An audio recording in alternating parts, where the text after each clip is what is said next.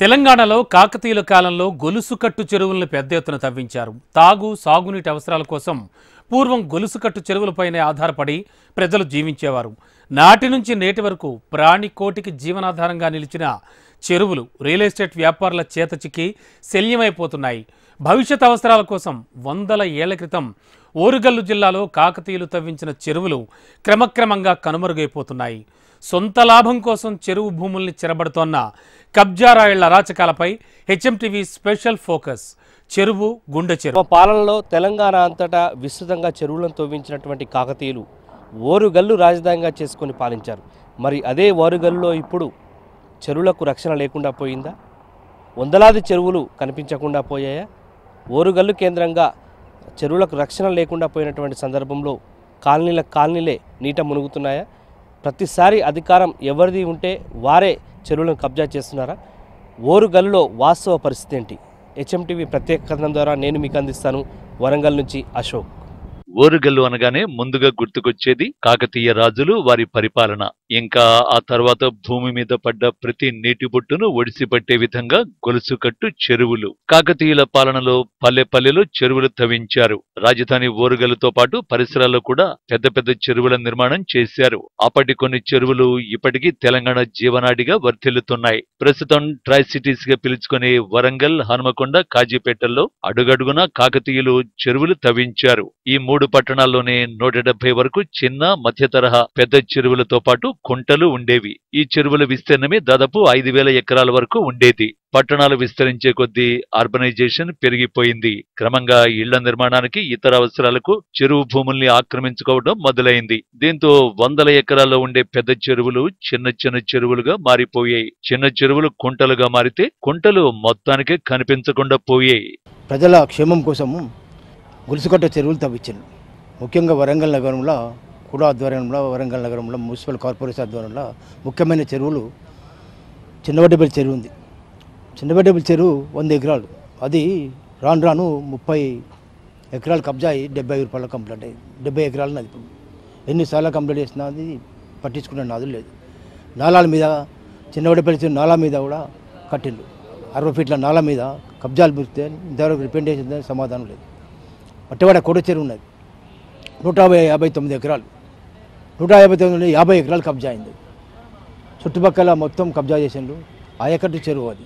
అలాగే భద్రకాళ చెరువు పూర్వకాలంలో 660 ఎకరాలు ఉండే, అంటర్ రోడ్తో సహా.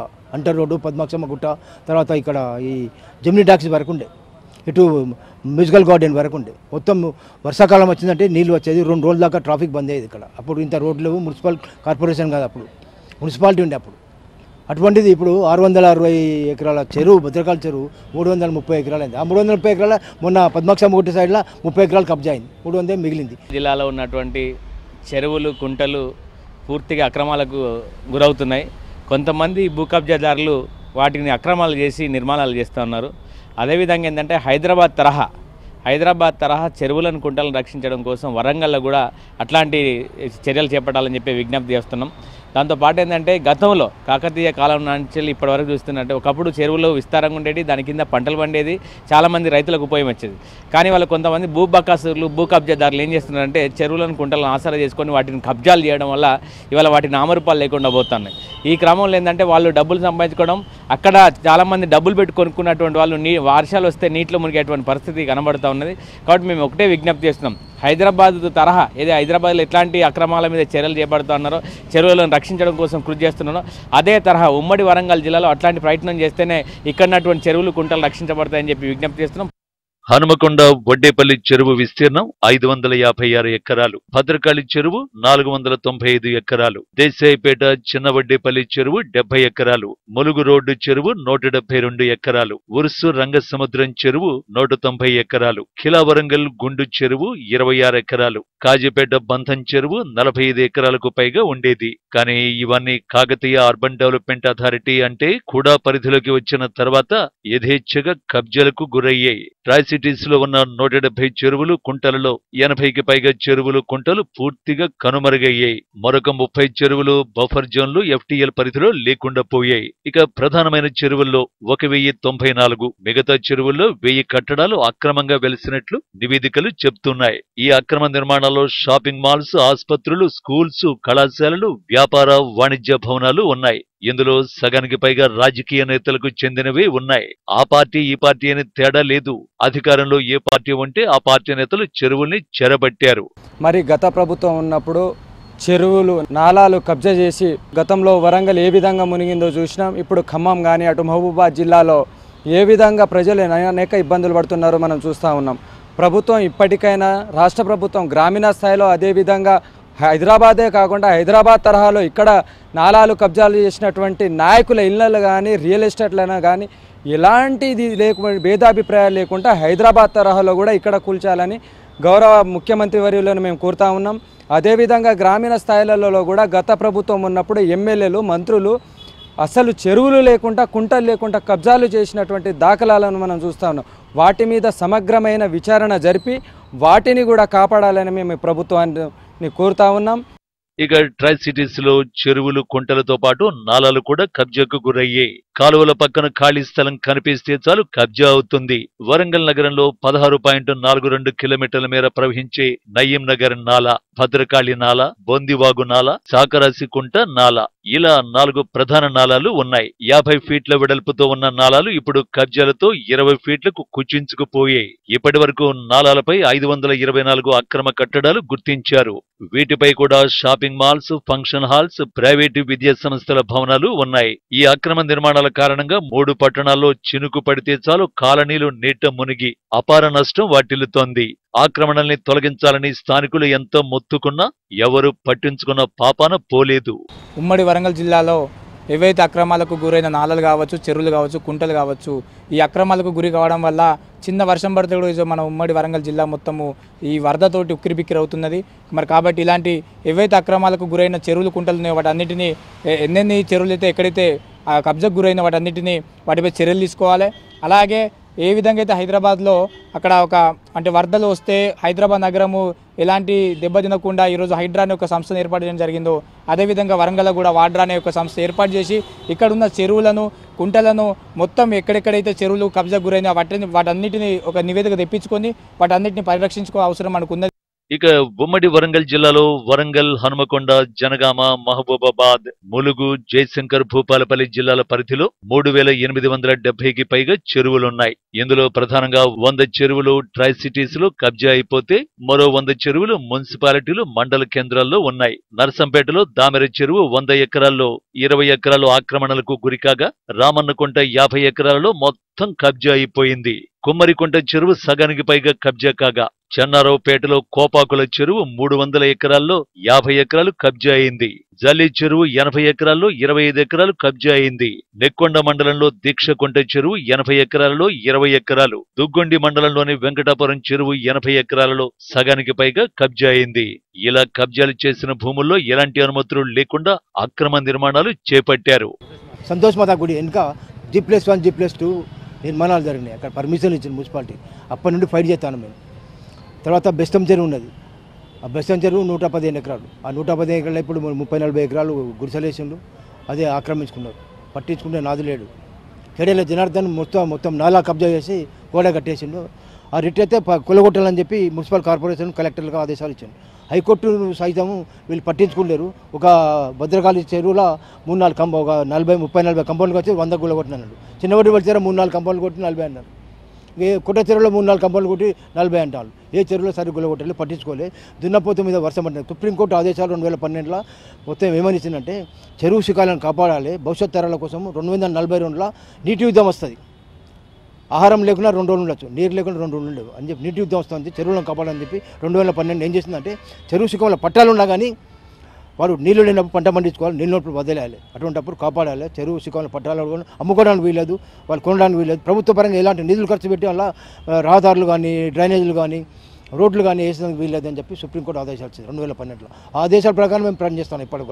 ఇప్పుడు కూడా అదే అని చెప్తాను. ఇప్పుడు కోట చెరువులో, చిన్నవడపల్లి చెరువులో, భద్రకాళి చెరువులో వీళ్ళు ఏదో రింగ్ బండ్లు ఎత్తాను, అవేస్తాను, ఇవేస్తాను కానీ అది వృధా అవన్నీ. వర్ధనపేట నియోజకవర్గంలో కూడా కొనరెడ్డి చెరువు, అన్నారం షరీఫ్ చెరువు, ఆయనవోలు వెంకటాపురం చెరువు, పర్వతగిరి మండలం చింతనెక్కొండ చెరువు అక్రమార్కుల కబ్జాలో ఉన్నాయి. రెవెన్యూ, ఇరిగేషన్, మున్సిపాలిటీ అధికారుల సమన్వయంతో పనిచేస్తేనే కబ్జాలకు అడ్డుకట్ట పడుతుందని ఇప్పటికైనా అధికారులు ప్రభుత్వం నిద్ర మేల్కొని చెరువుల్ని కాపాడాలని స్థానికులు కోరుతున్నారు. ఇప్పటికైనా అధికారులు శ్రద్ధతోటి ముందుగా ఇంపార్టెంట్ ఏంటంటే రెవెన్యూ, మున్సిపల్ కార్పొరేషన్, ఇరిగేషన్ ఈ శాఖలు 3 శాఖలు పూర్తి స్థాయిలో పనిచేస్తే police department important. Police department కనుక మాకు ఫుల్ సపోర్ట్ చేస్తే ఒక సంవత్సరం వల్ల ఒక కబ్జాదారుడు వాడు ముట్టుకోవాలంటే గత వనకాలు అట్లా చేస్తాం. కానీ పోలీస్ డిపార్ట్మెంట్లే కబ్జాదారులకు సపోర్ట్ చేస్తాను. గతంలో టీఎస్పీఎఫ్ఎస్ అని ఇచ్చిండు బీఆర్ఎస్ వాళ్ళు ఉంటున్నప్పుడు. టీఎస్పీఎఫ్ఎస్ అంతా బోకస్ అంతా ఏం లేదు. అలా ఇంతకుముందు డైరెక్టు ఇక్కడికి ఒక అక్రమ నిర్మాణం దగ్గరికి బిల్డింగ్ ఇన్స్పెక్టర్ పోయి చెక్ చేసేది. ఇప్పుడు ఎట్లా ఇరిగేషన్ ఒకటి, రెవెన్యూ, బిల్డింగ్ ఇన్స్పెక్టర్ ముగ్గురు పోతారు. ముగ్గురు ఆ కబ్జా ఎవరి దగ్గర ఉంటారో వాళ్ళ దగ్గర 3,000 తీసుకుంటారు. తీసుకొని వానికి ఎన్బోస్ ఇస్తారు. అది తప్పు. డైరెక్ట్ కార్పొరేషన్ అక్రమ నిర్మాణం గురించి కార్పొరేషన్కి వేయాలి. వీళ్ళు ఏం చేస్తారంటే చెరువు శిఖరాలలో కూడా వాళ్ళు సర్వే నెంబర్ పక్కదేసి వీళ్ళకు పర్మిషన్ ఇస్తారు. జనగామ జిల్లా కేంద్రంలోని చాలా విలువైన చెరువు శిఖం భూమి కబ్జాకు గురైంది. జనగామలో ఒక చెరువు 6 కుంటలు ఉన్నట్లు రెవెన్యూ రికార్డులు చెప్తున్నాయి. కానీ వాస్తవంగా అలాంటి ఆనవాళ్లు పట్టణంలో కనిపించే పరిస్థితే లేదు. పట్టణంలోని రంగప్ప చెరువు విస్తీర్ణం 32 ఎకరాలు కాగా 10 ఎకరాలు కబ్జా అయిపోయింది. ధర్మోని కుంట, బతుకమ్మ కుంట 10 ఎకరాలలో 2 ఎకరాలు కబ్జా అయింది. చెరువులు, కుంటల FTL బఫర్ జోన్ పరిధిలో ఇష్టం వచ్చినట్లు నిర్మాణాలు చేపట్టారు. ఈ విధంగా మొత్తం 60 నుంచి 70 ఎకరాల దాకా ఆక్రమణలకు గురయ్యాయి. రంగప్ప చెరువు కొంతమేర కబ్జా కాగా మూలోని కుంట మొత్తానికే మాయమైపోయింది. పట్టణంలోని బతుకమ్మ కుంటలో కూడా 2.5 ఎకరాలను ఆక్రమించుకున్నారు. గార్ల కుంటలో అక్రమ నిర్మాణాల కారణంగా చెరువులోని నీరు బయటకు వెళ్లే మార్గం లేక భారీ వర్షాలొచ్చినప్పుడు వరద నీరు ఇళ్లలోకి చేరిపోతుందని స్థానికులు వాపోతున్నారు. జనగామ పట్టణంలో ఒక చెరువు 6 కుంటలు ఉన్నట్టుగా ప్రభుత్వ రికార్డులో ఉన్నది. అది రంగప్ప చెరువు 32 ఎకరాల విస్తీర్ణంలో శిఖం ఉంటుంది. దాంతోపాటుగా మూలోని కుంట, ధర్మోని కుంట, గార్ల కుంట, కొత్త కుంట, బండకుంట ఇట్లా 6 కుంటలు ఉన్నాయి. ఈ 6 కుంటలలో చుట్టూ FTL పరిధిలో అనేక నిర్మాణాలు వెలిసినాయి. ఇలా ముఖ్యంగా జనగామ ఎగువ ప్రాంతంలో రంగప్ప చెరువు 32 ఎకరాల చెరువు, దాంతోపాటు FTL పరిధి, శిఖం పరిధి కనుక బఫర్ జోన్ పరిధి కనుక పోల్చి చూస్తే మరి అది ఒక 60-70 ఎకరాలకు పోవడానికి అవకాశం ఉంటుంది. 32 ఎకరాలు ఉన్న కుంట ఇవాళ 25-24 ఎకరాల కంటే కూడా ఎక్కువ కనబడని పరిస్థితి కనబడతా ఉంది. చుట్టూ ఒక 6-7 ఎకరాలు ఇలా రంగప్ప చెరువు అన్యాక్రాంతం అయిపోయింది. మూలోని కుంటను మొత్తం కుంటనే లేకుండా పూర్తిగా చేసిన పరిస్థితి ఉన్నది. ఇవాళ ఏదైతే బతుకమ్మ కుంట, ధర్మోని కుంట కాస్త బతుకమ్మ కుంటగా మారిందో ఇది సుమారు 10 ఎకరాల పైన కుంట ఉండాలి, FTL శిఖం ఉండాలి. కానీ ఇవాళ మత్తడిని తీసేసి అక్కడ ఒక ఫంక్షన్ హాల్ వెలిసింది, దాంతోపాటుగా ఒక క్లబ్ హాల్ వెలిసింది. మరి ఇటుపక్క చూస్తే కుంట మొత్తం కుచించుకపోయిన పరిస్థితి ఉన్నది. ఈ బతుకమ్మ కుంట 2-2.5 ఎకరాల వరకు మరి అలా అన్యాక్రాంతం అయింది. మరి మూలోని కుంట, బతుకమ్మ కుంట, మరి గార్ల కుంట, కలెక్టర్ ఆఫీస్ పైన ఉన్నటువంటి గార్ల కుంట 11 ఎకరాలు ఉంటుంది. ఇప్పుడు అలా భవనాలు, నిర్మాణాలు వెలుస్తూ ఉన్నాయి. అంటే కుంటలు, శిఖాలన్నీ కూడా అన్యాక్రాంతం అయిపోతూ ఉన్నాయి. ఇవి అన్యాక్రాంతం కావడం వల్ల వర్షం వచ్చినప్పుడు గొలుసుకట్టు చెరువులకు మత్తర్ల ద్వారా వచ్చే నీళ్లు ఏవైతే ఉన్నాయో జనగామ పట్టణంలో ఇళ్లలోకి వస్తూ ఉన్నాయి. ఇటీవల సంభవించిన వరదలకు మహబూబాబాద్ పట్టణం కూడా నీట మునిగింది. దీనికి ప్రధాన కారణం చెరువులు, కుంటలు, నాలాలు కబ్జాలు కావడమే. మహబూబాబాద్ లోని జగన్నాయకుల చెరువు, గుండకుంట, నిజాం చెరువు, రాభద్రు చెరువు, బంధం చెరువు, కంబాల చెరువు, పోతిరెడ్డి కుంట, కృష్ణసాయి కుంట, దామెరకుంట చెరువుల శిఖం భూములతో పాటు ఈ చెరువుల్లోకి నీరు వచ్చే నాలాలు, చెరువులు నిండితే నీరు బయటకు వెళ్లే నాలాలను ఇష్టం వచ్చినట్లు ఆక్రమించేసుకున్నారు. దీంతో చెరువులు నిండితే నీరు బయటకు వెళ్లే మార్గం లేక పట్టణాలను ముంచెత్తుతున్నాయని స్థానికులు వాపోతున్నారు. ఇప్పటికైనా ప్రభుత్వం హైడ్రా తరహాలో ప్రత్యేక వ్యవస్థను ఏర్పాటు చేసి జిల్లాలోని చెరువుల్ని కాపాడవలసిన అవసరం ఉందని స్థానికులు డిమాండ్ చేస్తున్నారు. చెరువులను కబ్జాకు అనేక రకాల గురైనాయి. ముఖ్యంగా ఉమ్మడి వరంగల్ జిల్లాలో మానుకోట జిల్లా కేంద్రం చాలా పెద్దది.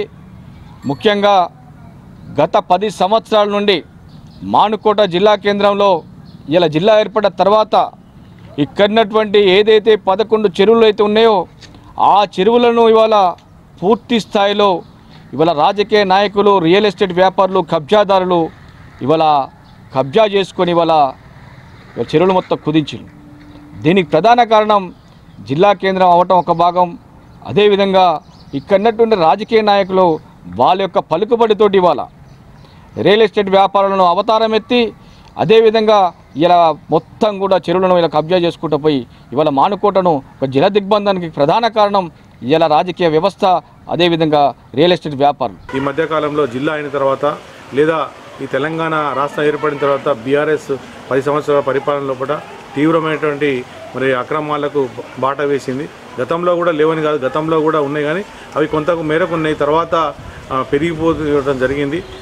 మిషన్ కాకతీయ పేరు మీద జరిగినటువంటి పనులలో కూడా నాణ్యత లోపంతో తుడ్ పాలిష్ పని చేయటం, అదేవిధంగా పైన ఎత్తైనటువంటి ఆ యొక్క కట్టలను అన్నిటి కూడా వెడల్పు చేయటం, లేదంటే సరైన పద్ధతిలో కూడా పునరుద్ధరణ కానీ లేదంటే ఆధునీకరణ చేయకపోవడం ఒక కారణమైతే, మరొక వైపున వాళ్ళకి సంబంధించినటువంటి అనుచరులు ఇవాళ చాలా చోట్ల మహబూబాద్ మున్సిపాలిటీ పరిధిలో విలువైనటువంటి బంధం చెరువు సంబంధించినటువంటి ఆ ప్రాంతంలో వాళ్ళకి సంబంధించినటువంటి బీఆర్ఎస్ సంబంధించిన కీలకమైన మాజీ ప్రజాప్రతినిధుల యొక్క హస్తంతో అప్పుడున్నటువంటి ఇరిగేషన్ అధికారులు, అదేవిధంగా మరి జిల్లా రెవెన్యూ యంత్రాంగం వాళ్ళ కళ్ళెదురుగానే బాజాప్తా అక్కడ దాదాపు 1000 లారీల పైగా బేదోలు సంబంధించిన గుట్టను తీసుకొచ్చి మొత్తం తవ్వి అక్కడ ఉన్నటువంటి బంధానికి కట్టంకు ఆనుకొని మొన్న కురిసినటువంటి వర్షాలకు అది మొత్తము నీళ్ళతోటి నిండిపోయి ఆ నీళ్ళంతా కూడా ఫ్లో అయిపోయి మొత్తం బయటికి పోయిన పరిస్థితి కూడా మనకు అవపడ్డది.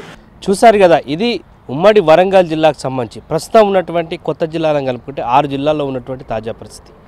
ఒకప్పుడు 3800కు పైగా ఉమ్మడి వరంగల్ జిల్లాలో చెరువులు ఉండేది, కానీ ప్రస్తుతం అయితే చాలా చోట్ల చెరువులు కనుమరుగైపోయాయి. ప్రధానంగా చూసినట్లయితే హైదరాబాదు, సికింద్రాబాద్ జంట నగరాలు మనకు గుర్తుకొస్తాయి. ఆ తర్వాత తెలంగాణలో అత్యంత పెద్ద సిటీగా, ట్రై సిటీగా పేరొందినటువంటి వరంగల్, హన్మకొండ, కాజీపేట ఈ ట్రై సిటీస్లోనే 176 చెరువులు ఒకప్పుడు ఉండేది. కానీ ఆ చెరువులో ప్రస్తుతం 80 చెరువులు పూర్తిగా ఉనికి లేకుండా మొత్తం భవనాలే అయినటువంటి పరిస్థితి. మరోవైపు 30 చెరువుల వరకు పూర్తిగా FTL బఫర్ జోన్లో కూడా నిర్మాణం చేపట్టారు. ఇలా మనం వెనకాల కనిపిస్తున్నటువంటి రియల్ ఎస్టేట్ వ్యాపారులకు సంబంధించినటువంటి వారంతా కూడా ఇటు పక్కన చెరువు, ఇటు పక్కన హైవే ఉండడంతో దీన్ని చాలా వాల్యుబుల్ ల్యాండ్ అయినటువంటి సందర్భంలో ఇలా వెంచర్ను చేసి అమ్ముతున్నటువంటి పరిస్థితి.